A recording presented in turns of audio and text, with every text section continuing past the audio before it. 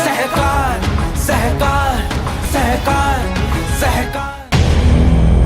तो MCX act जो होता है प्रिवेल अपॉन रूल्स, जो भी हमारे महाराष्ट्र कोऑपरेटिव सोसाइटी के रूल है, अगर रूल इनकंसिस्टेंट है एक्ट के हिसाब से तो रूल नहीं चले, और अगर बायलॉज रूल के हिसाब से नहीं है तो बायलॉज नहीं चले। टॉप पे एमसीएक्स एक्ट है, नंबर 2 पोजीशन पे रूल है, नंबर 3 पे bylaws can not override rule and rule can not override act. तो अभी ये रूल में एक चीज ऐसी आई है जो मेरा मानना है जिस दिन चैलेंज होगा हाईकोर्ट का कोई ना कोई तो ऑर्डर आएगा, जो वीडियोग्राफी के ऊपर आया है वो मेरे ख्याल से ऐसा मानना हाईकोर्ट मना कर सकता है। रीजन ये है, एक्ट क्या बोलता है, right of member 154B11, no member of society shall have more than 1 vote in its affairs. 1 member लिखा है, मेंबरशिप नहीं लिखा। तो बहुत से लोग आज भी ये कंफ्यूजन में घूम रहे हैं कि अगर मेरे नाम के 4 फ्लैट है और चारों शेयर सर्टिफिकेट में पहला नाम मेरा है तो मैं 4 वोट कर सकता हूँ। सर मेरे पास मेंबरशिप है, मेंबर तो अकेला ही हूँ ना, इंसान तो मैं अकेला ही हूँ, 4 तो नहीं हूँ ना, तो वोट एक ही होता है।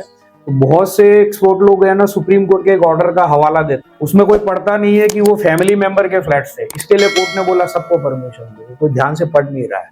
तो अगर मान लीजिए 4 शेयर सर्टिफिकेट है, चारों पे पहला नाम मेरा है तो मेरा एक ही वोट है। मान लीजिए ज्वाइंट चारों के अलग है, एक में वाइफ है, एक में मेरा एक बेटा है, दूसरे में दूसरा है, तीसरे में तीसरा है, तो मेरे एब्सेंट में ऐसा नहीं कि 4 आएंगे, फिर भी कोई एक ही आएगा। मुझे जो एक रिप्रेजेंट कर सकता है एक ही बंदा कर सकता है।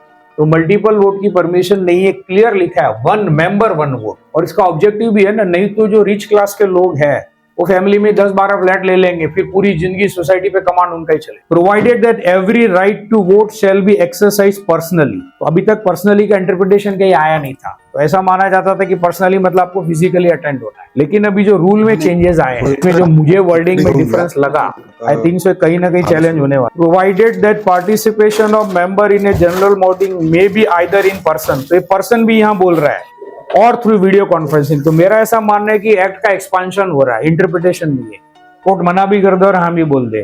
वीसी क्या बोल रहा है ध्यान से सुनिए, which are capable of recording and recognising the participation of member. तो आपके पास सिस्टम होना चाहिए कि वो रिकॉग्नाइज करे कि मेंबर है, and storing the proceeding of such meeting along with date and time. तो सब कुछ एक्यूरेट चाहिए, खाली वीडियो रिकॉर्डिंग इनफ होगा नहीं। सहकार सहकार सहकार।